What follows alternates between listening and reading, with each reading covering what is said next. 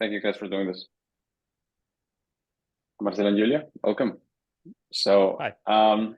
Hey. Yeah, hi. Let's start with some context. So, what were the numbers before? What are the numbers today? How did everything start? Mm-hmm. Marcel is the I can numbers pull. guy. And who are you I guys? can pull up the numbers. Yeah, that's no problem. So regarding revenue, I would say our numbers are every month a little bit higher than the same month in 2023. So we are getting better. In absolute numbers, we are at about we're averaging about 15K in revenue per month. And last year it was a little bit below, but last year we did sales calls and we did about, I think, two or three launches, and yeah, no emails or anything.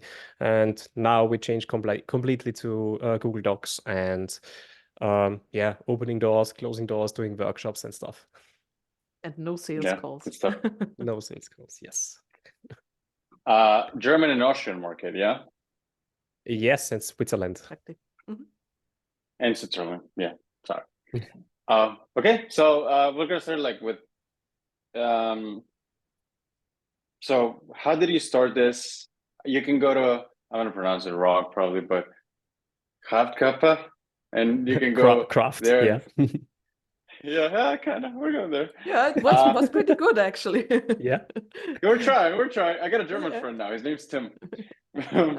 But okay, so fitness coaching, you guys did the whole sales calls thing.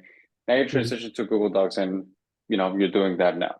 I do remember when we first started working together, something like, will people pay $200 a week if we did it with Google Docs? So that was like one assumption that turned out like this is possible, like this is something you could do. What were other assumptions about the model, the whole transition to the workshops, closing, opening, that turned out to be true, and some others that maybe didn't turn out to be true? I mean, before we did packages, we did like 12-week packages for around 2,200 euros. And there were options for 24 weeks and even 36 weeks, which were a little bit cheaper than doubling the 12 weeks or tripling the 12 weeks. So we sold them via sales calls, which worked well if we had the right lead in front of us, which wasn't only the case. So our closing rate was not too bad. We were good at filtering out people who might not be a good fit, but still we closed about a third, I would say, maybe a little bit over a third of the people we had a sales call with.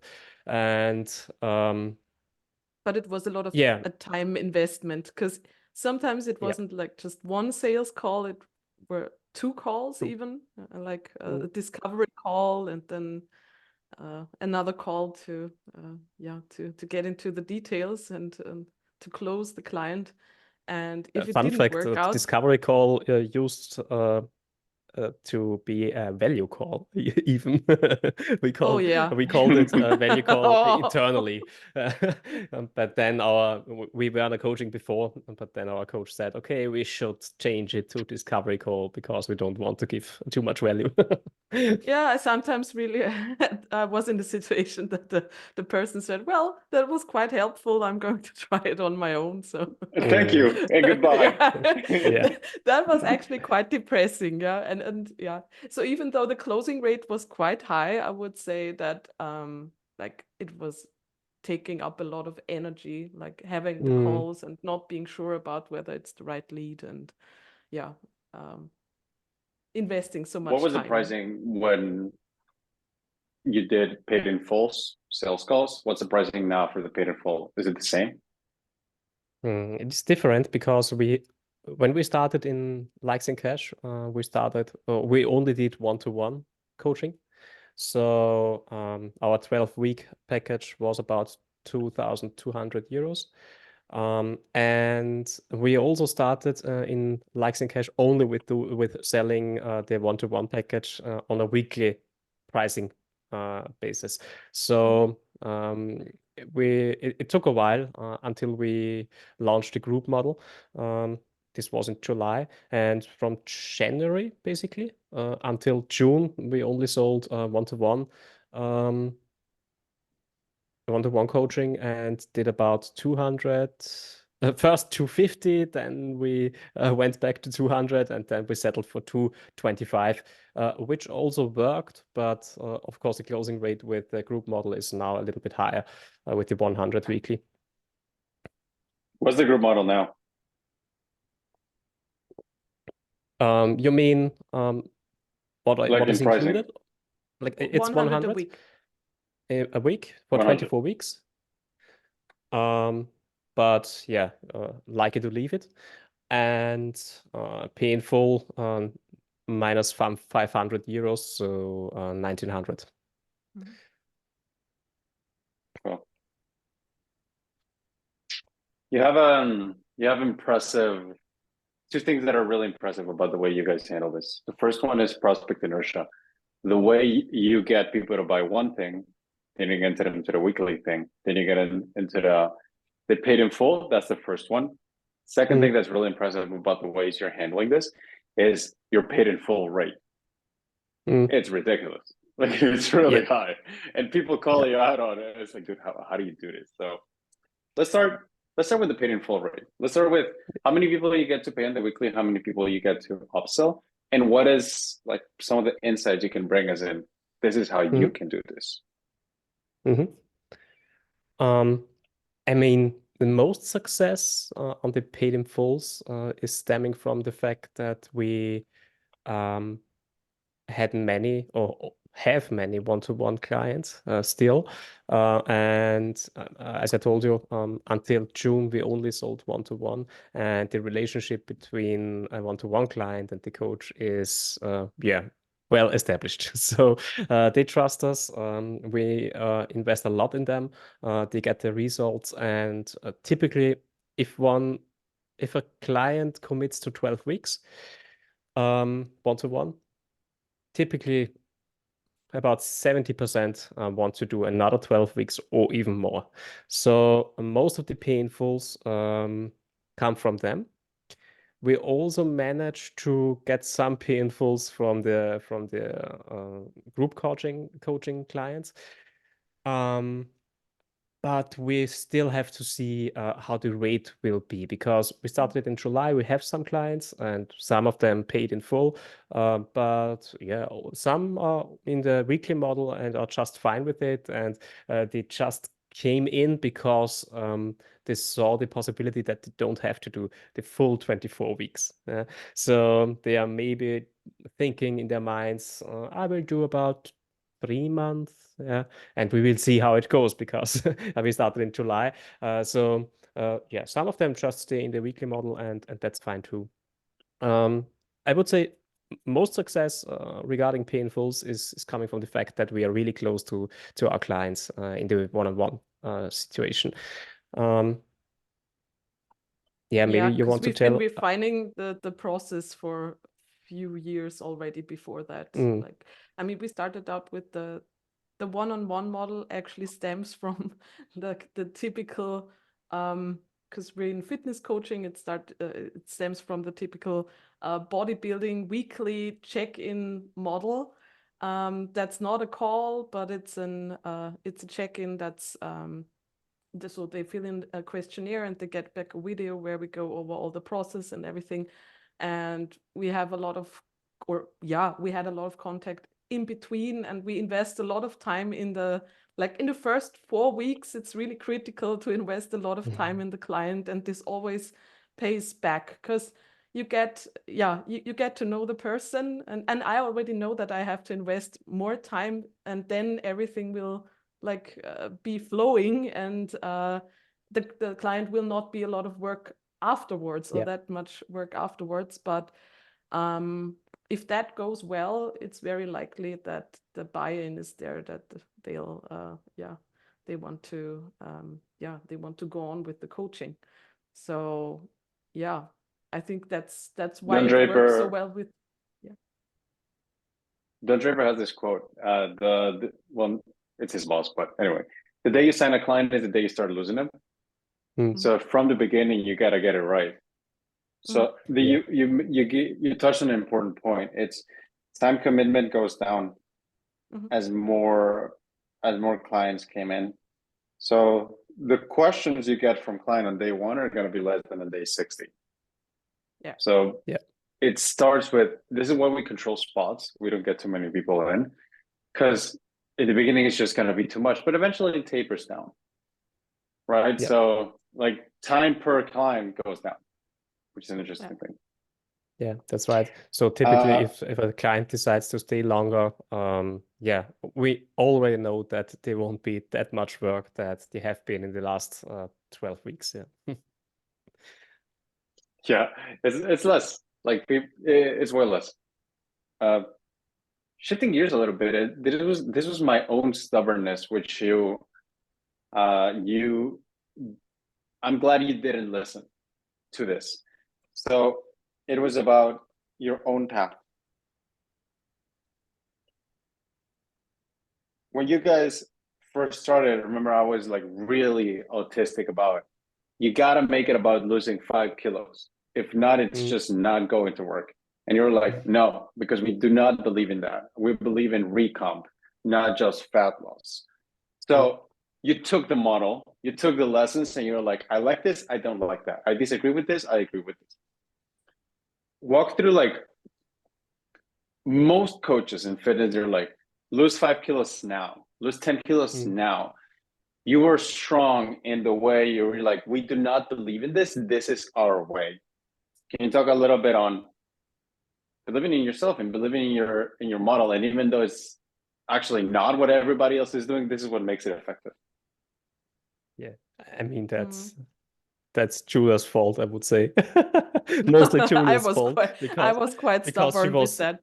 She was protecting herself from burnout because she didn't want to sell anything she don't want to do. Maybe I want to talk about it. Yeah, you already summed it up quite well. Actually I want to, or what I wanted to do is work in a way that is ethical to me, because if that's not possible, and I'm successful with that maybe for quite some time, I know that I couldn't go on. And also it doesn't really help with the client relationship, because if if my offer and everything aims at the wrong people, I don't want to work with those people, and I don't want to, I don't know, harm anybody's relationship with food and their body. And I work with a lot of women, and I know I know that a lot of harm was done and can be done. And that's, I mean, it's for my protection, and it's for the protection of people that I'm working with. Else This is good. Your philosophy filters the people who are fish out. Your philosophy also filters whales in. Yeah. It also the filter works quite well because we tend to attract people quite over the 30s, 40s already. So people who maybe got some understanding that losing 5 kilos now isn't the solution. they need something different because they have done it so many times in their life already.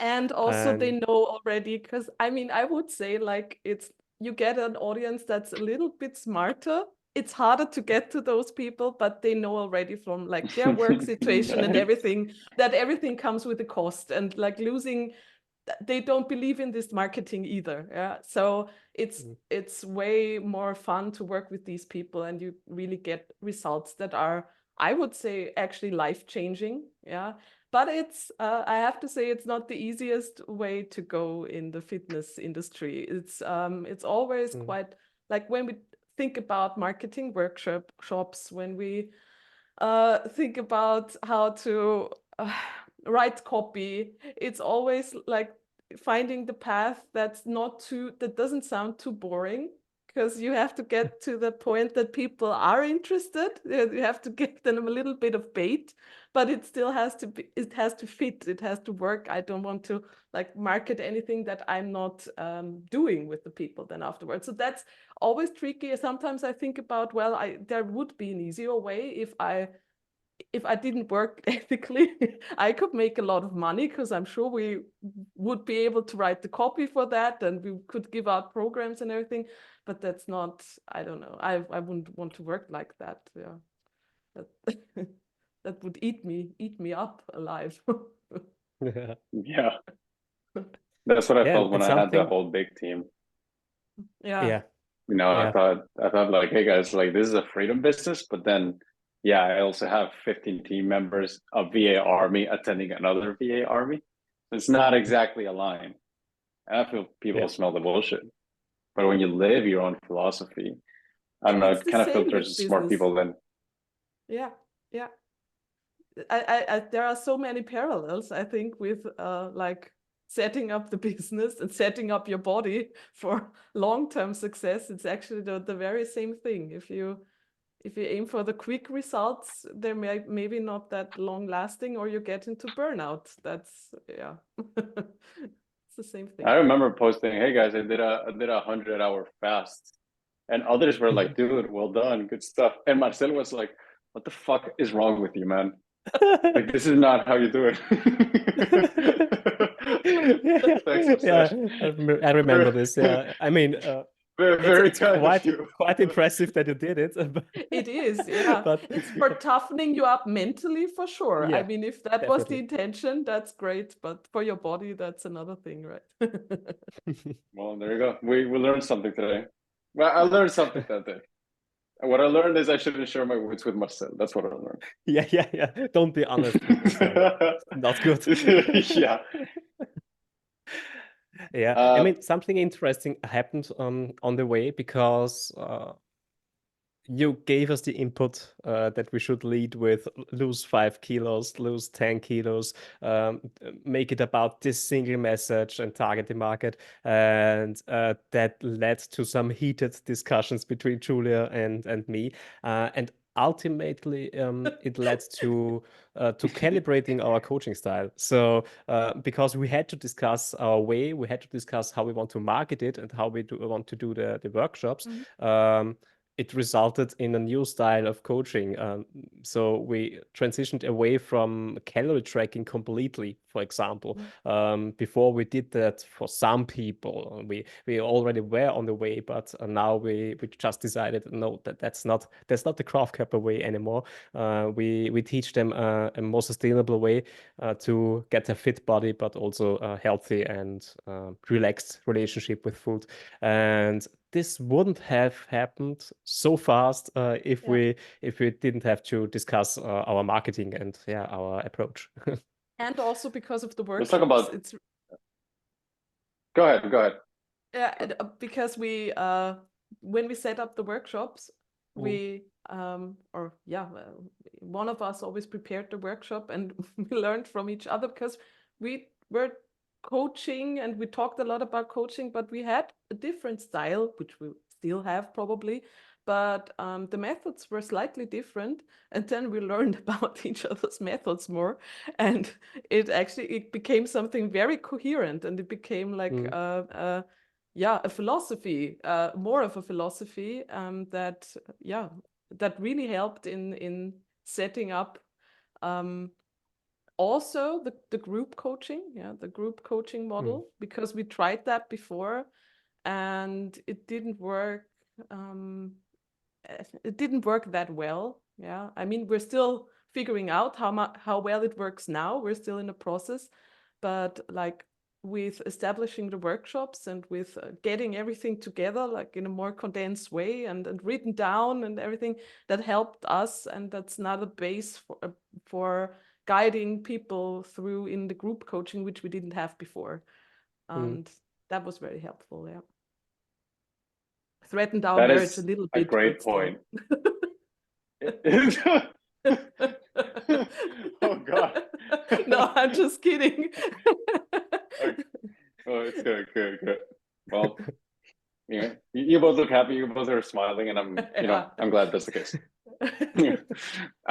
You made a great point, and when you create the workshops, the work you learn more about your own skill and your own delivery, and it becomes a different philosophy than when you started.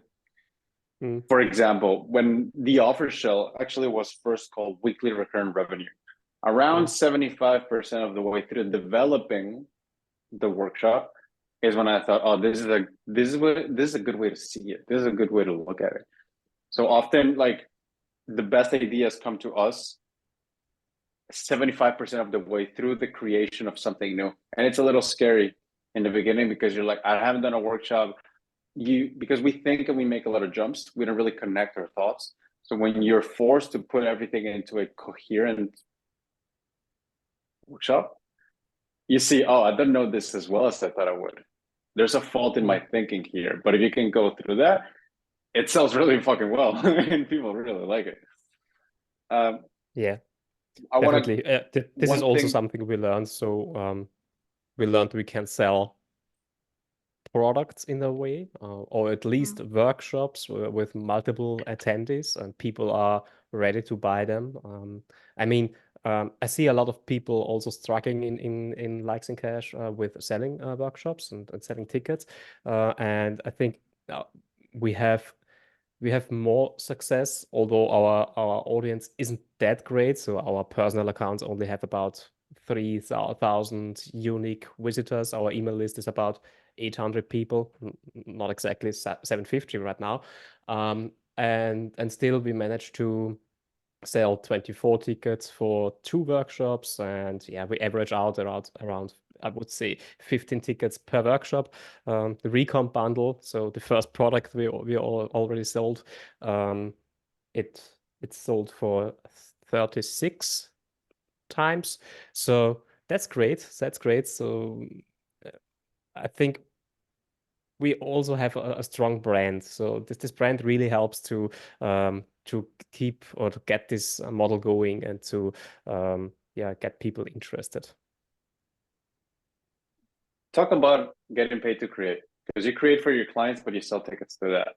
And one time you posted something, I remember, I keep using the screenshot, 34 people at 100 euros each. Getting paid to create is a great feeling. And I agree, it's a damn good feeling. So yeah. Can you talk about, like, how do you think about, okay, what should I create and how does that affect the business? You can talk about how do you create it and upsell intake rates. Do you want to speak about how we decide what to create? How do we decide on workshop topics?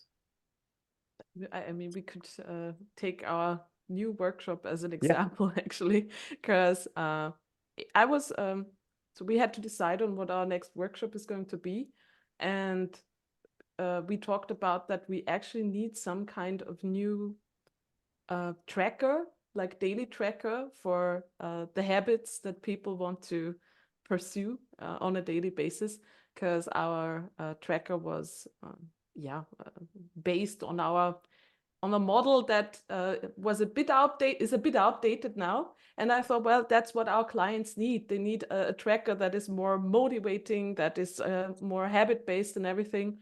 And then I said to myself, well, let's make a workshop out of that.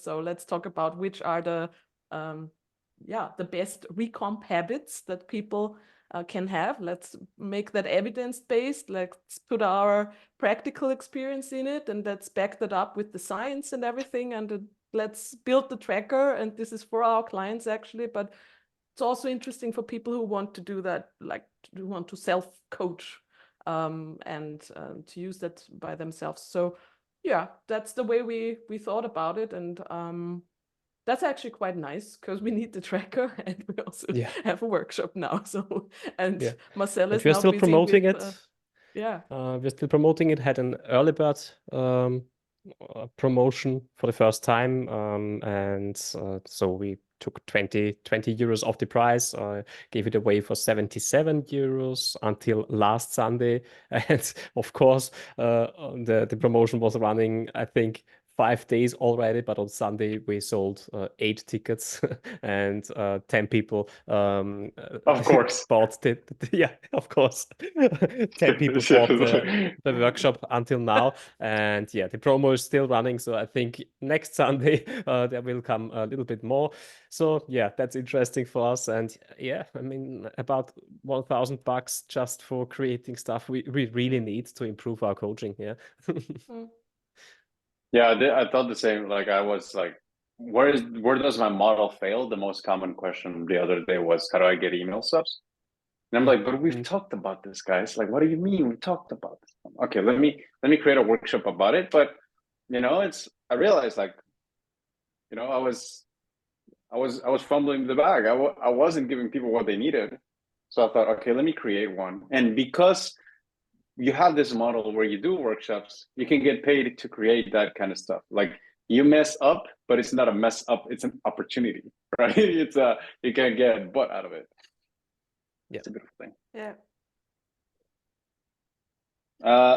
The other one, what else did I want to talk about? Poison. This business, if there's anything that running a business teaches you more than business, it's people. It teaches you more about human nature than others. And I have a few theories of it. One of them is not everyone who churns is a loser, but every loser churns. So don't take losers in. Another one is the world is full of losers and quitter. Avoid them. That's your job. It's a very emotional thing running a coaching business, right? Because it's sometimes like you put so much effort into things and then people just don't, they don't appreciate it and it kind of breaks your heart. And that's just a thing that happens. When those emotions arise, how do you cope with them? How do you deal with them? Because I think this is something that not a lot of people have that's maybe helpful for them. I mean, I don't know how much it will help other people, but of course we have each other, so we whine to each other if something doesn't go our way. Apart from that, I would say experience helps because we are in the business since 2019. We started really small with about a revenue of some $100, yeah, and worked our way up. And before we did likes and cash, and before we did Google Docs, we did our share of sales calls and of cold messaging and of getting rejected and dealing with people who never ever had the intention to buy from us, but still we invested time and spoke to them. And we took our fair share of poison there.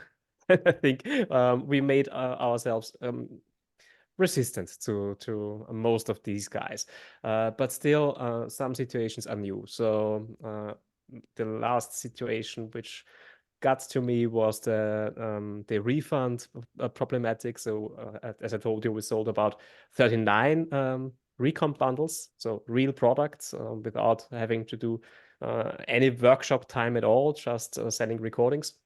And we got asked from 3 people for refunds. One person had a eating disorder and shouldn't have bought the recon bundle at all. She isn't in a place where she has to or is allowed to lose body fat. It's not good for her. So not our problem really, but of course she gets the refund. It should be like it. The second person just didn't read through the material and said, "Oh, it doesn't have a training template. It doesn't have a eating so a meal plan." I told her, yes, it has. There it is. I'm still waiting for an answer, so maybe. Yeah, maybe that was quite annoying, actually. Yeah, this was because quite some annoying. people Yeah. just didn't watch anything or look at anything. So that person, at least, yeah. Yeah. But I So don't I'm know. waiting for an answer, and maybe I won't have to refund her. And the third person just disputed the payment, and at first I was really pissed because this also comes with extra costs, which aren't that high, but still, it's just the thing. The thing is just really annoying because the issuing bank wanted 15 euros for that. And at first I thought, okay, this guy, I already had a sales call with him in the past. He knows me, I know him, and he has the nerve to dispute the payment. I swallowed my pride. I just asked if everything is okay, if anything went wrong with the payment there or with the dispute. And he really answered me, and he said, "No, this was a mistake," and he paid it again. So yeah, it gave me some thoughts, and I had some troubled hours after this because I really couldn't take it. But I also gathered some experience from this. So But But the what guy, I like, what I it was the bank mistake, right? Like, no, it was he him, but disputed the false payment. he He actually claims wanted it to was the false dispute another payment. Yeah. payment. Yeah. so, like, anyway, did you get the payment or not? Yes. He paid it again. So I contacted him. He said, "Oh no, it was a mistake. Here, I pay you again." Yeah. Yeah. Another one But is, you pointed it out the other day. Don't assume malice. Yes. Sometimes it's just that things happen. You know, one time I'm like, "Hey, like your payment defaulted. Like, what's up, right?" Yeah. It's like, "Oh, actually, wasn't it like a motorcycle accident and like twisted my ankle? I had to spend like 50K in surgery." I'm like, "Okay, I get it. We can take a step back." But I interrupted you, Yeah. Julia. Sorry.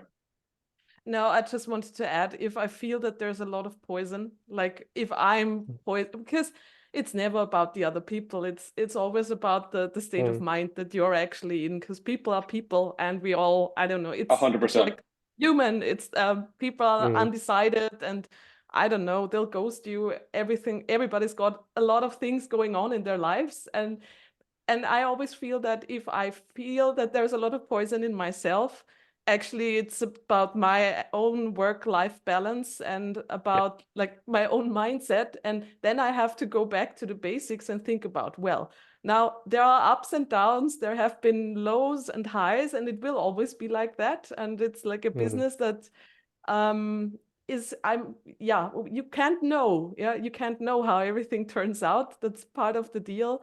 And that's something that we always tell each other.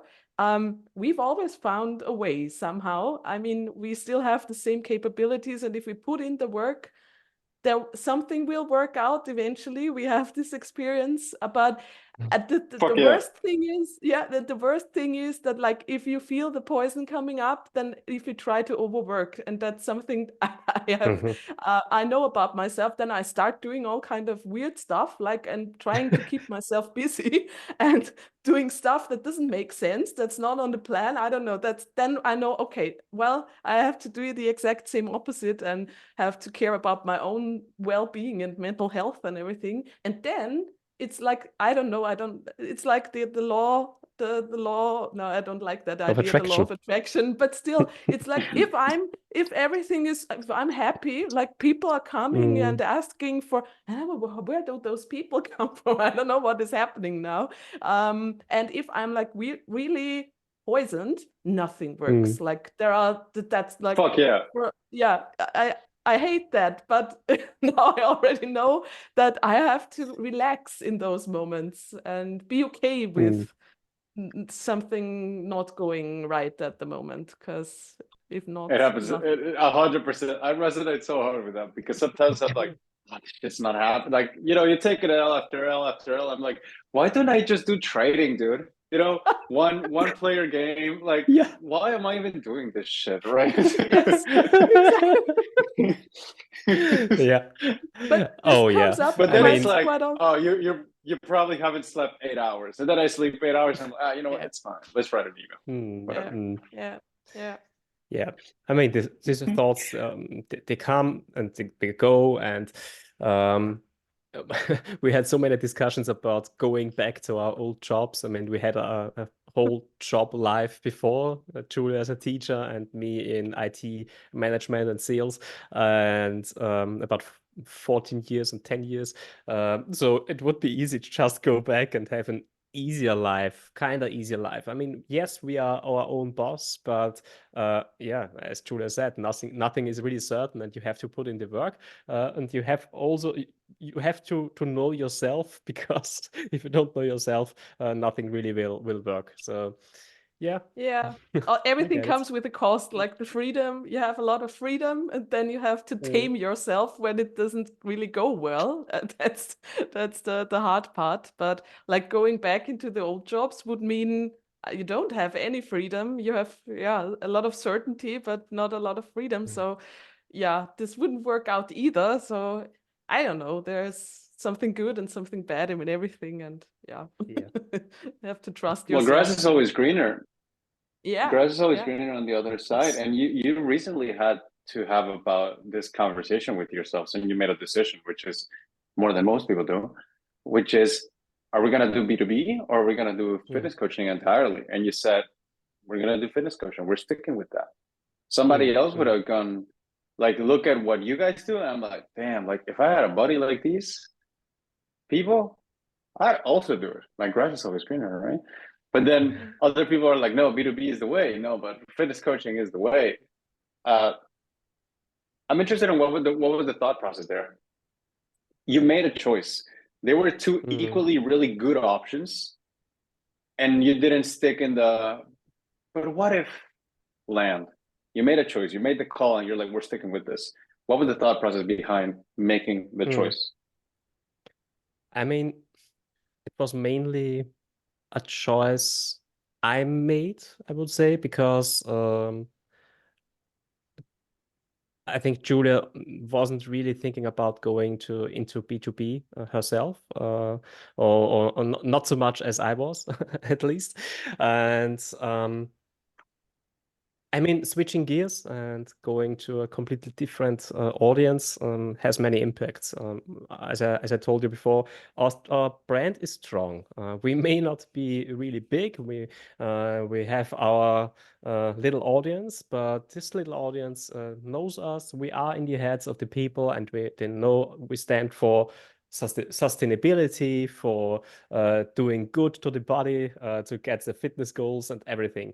So switching gears now would mean I have to establish a completely new brand, and yeah, to talk to another audience, which I have to build from the ground again. And I don't think we played our current business model.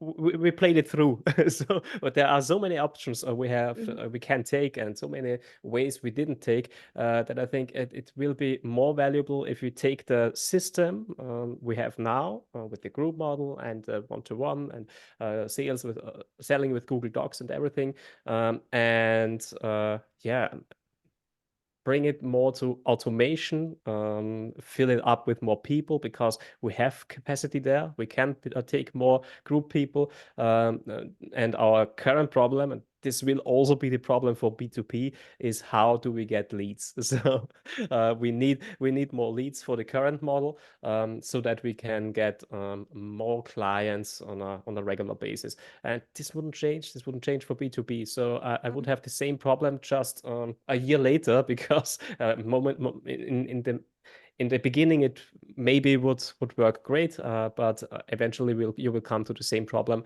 And yeah, if I solve it here, I can solve it everywhere. And yeah, this was the decision then. Fuck yeah.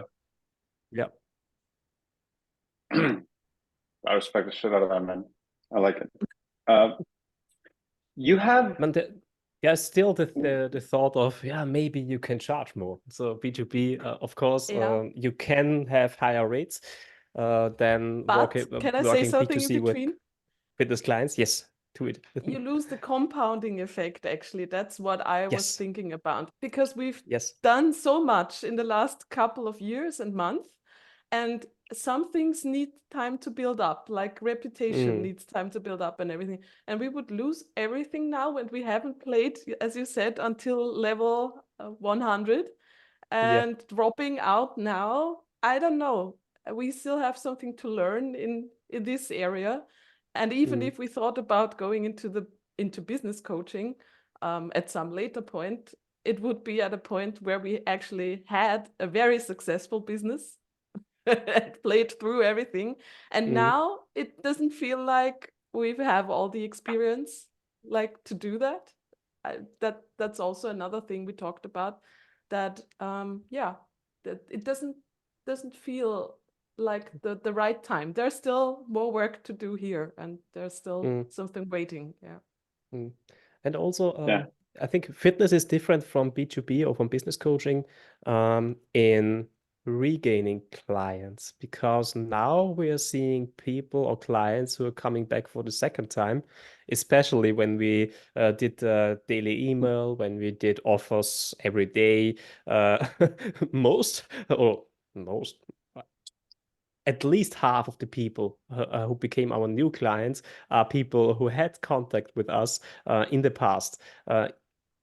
Maybe they were clients in the past and thought, okay, this is cool. I want to have a refresher. I want to work with Julia and Marcel again. Or they had at least calls with us. So I think fitness works in that way, that people like to have someone on their side, in their corner for some time. Then they want to do it alone for quite some time, but they also enjoy coming back. And I don't know if business coaching is also this way. I have a feeling that business coaching, maybe if you learn all the secrets from one business coach, you're done with him. That's some belief I have.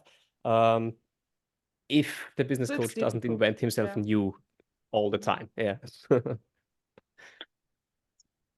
That is so true. Every time we have to come up with new shit.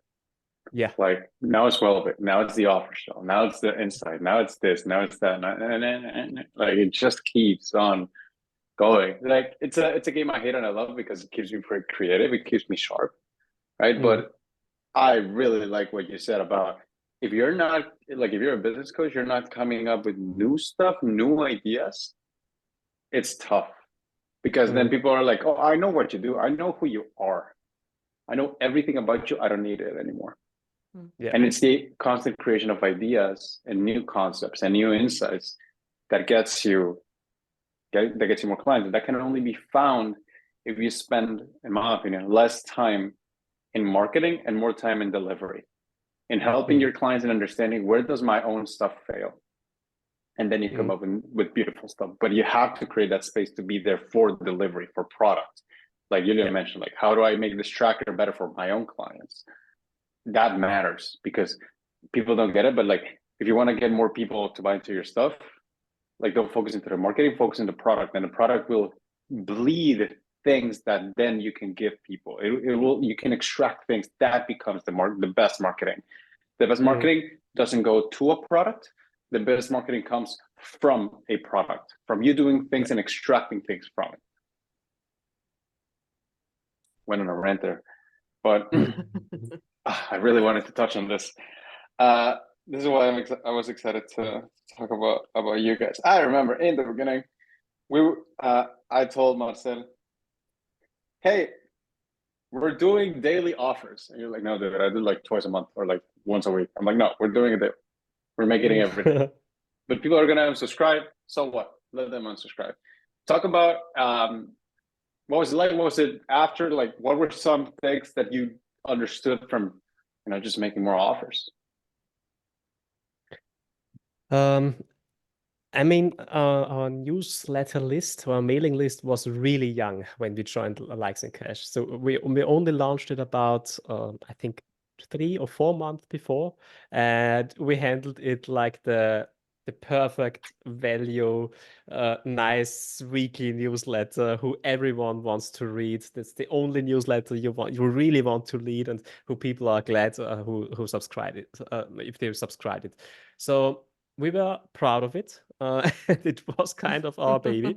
And we invested quite a lot of time because it was a really long newsletter. It was a newsletter with about 3 or 4 topics even in one piece, in one mail. And it went out newspaper on Sunday, yes. And we got the bad thing about this was we also got really great feedback. People love the stuff, of course. So Sure. yeah, so we were kind of protective of our newsletter, and then you came and told us if you want to do Google Doc sales, then you have to do daily offers and use your newsletter for doing daily offers. And in the beginning, we were quite hesitant, and we worked ourselves up. I think it took until March, so we started in January, about December, January, and it took us until March, and then we switched to doing daily emails. Of course, we lost a lot of subscribers. We didn't have many in the first place. We invented. We did lead magnets to fill the list and to get people in, but we also lost a lot of people. But yeah, people who became buyers stayed in the list, and we learned from this that we can sell stuff with the email list, especially workshops or products work really well with this, and so it definitely was worth it. Still, it's quite a problem to get new people in the list. So our list is shrinking right now. We are losing people, and we are thinking about doing new ways. And um, quite now, our project, or my great project, is to automate this process of getting leads with with doing ads. So I hope this will work out because it's very intriguing if you don't have to do the whole social media organic stuff to get leads, to get people to know you. And if ads can, if you can put money in to get money out, that's very intriguing to me, and I hope that this will solve our lead problem in the future.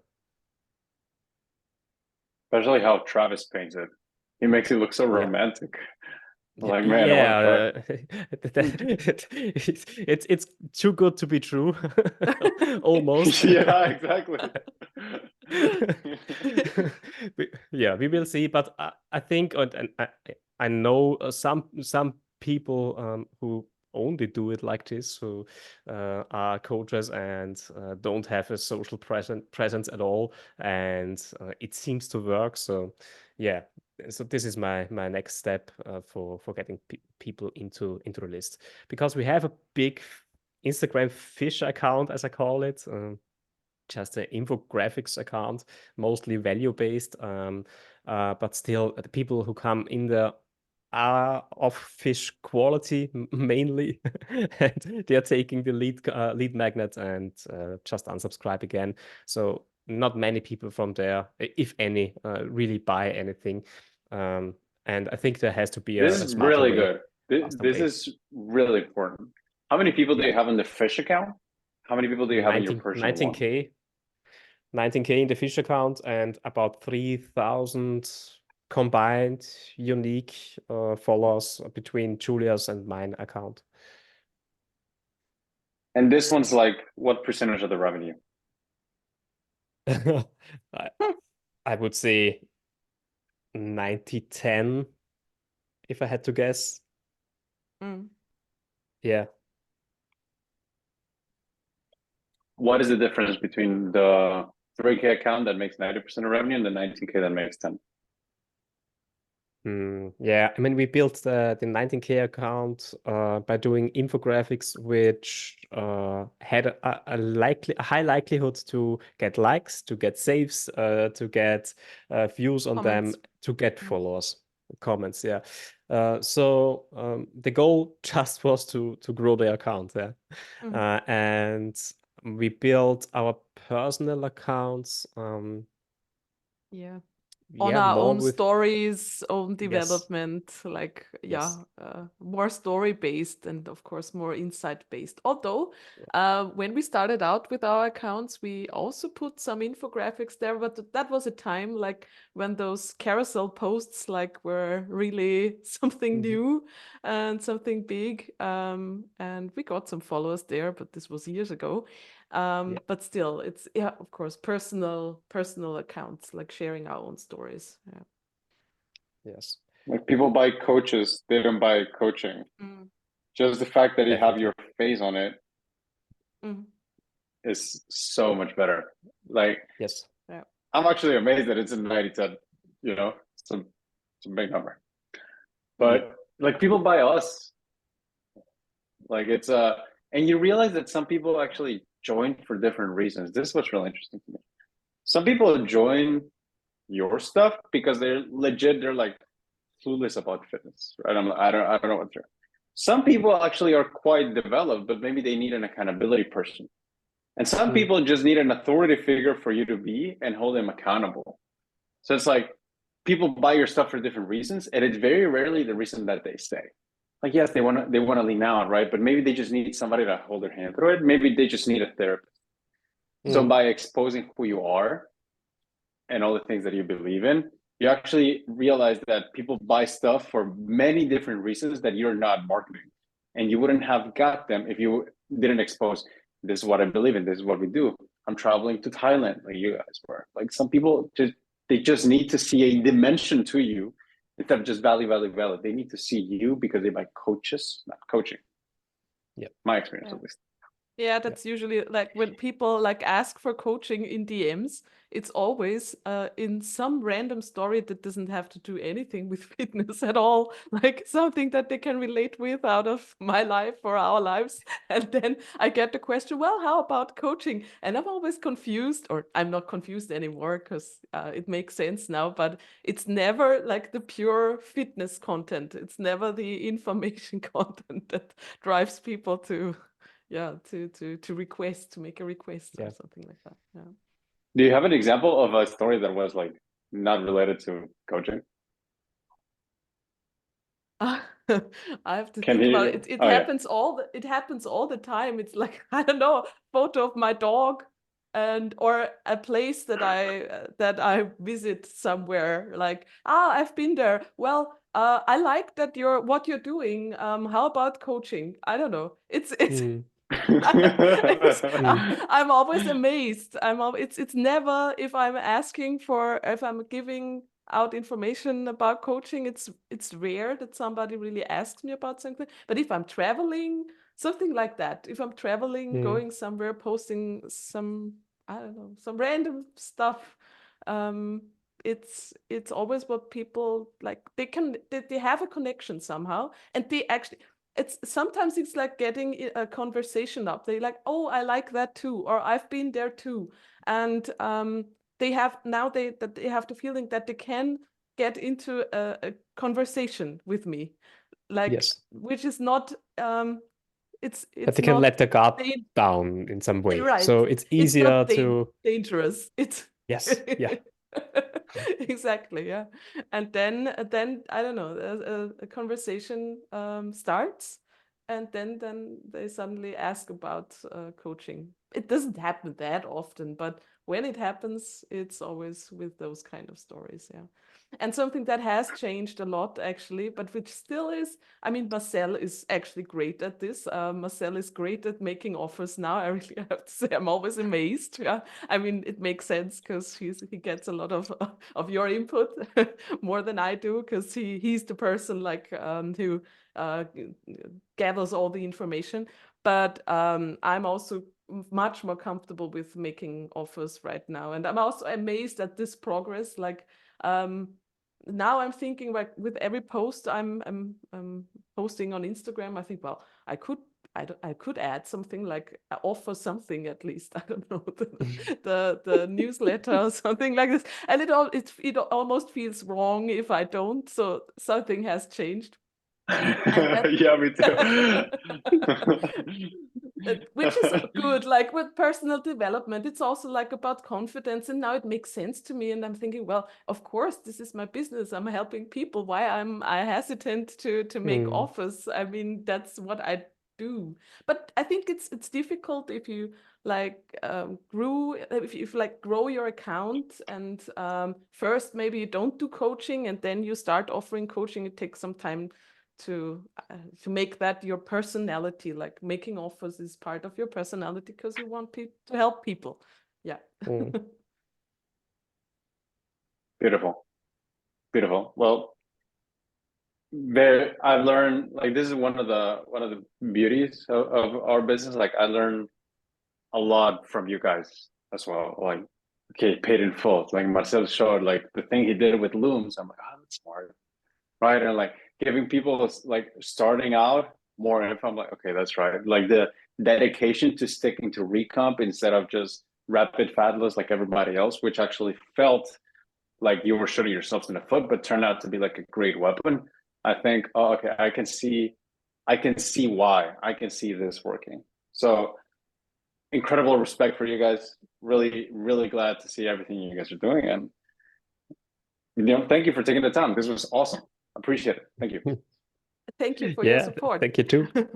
Yes, and thank you for all the input because, as you said, we took all the things which were new to us, which made sense to us, which we wanted to try, even if we were hesitant at the beginning, like doing daily mails and stuff. But yeah, it really helps to commit yourself to one process and then just do the stuff. But we also knew from coachings from the past that there is an important line where you shouldn't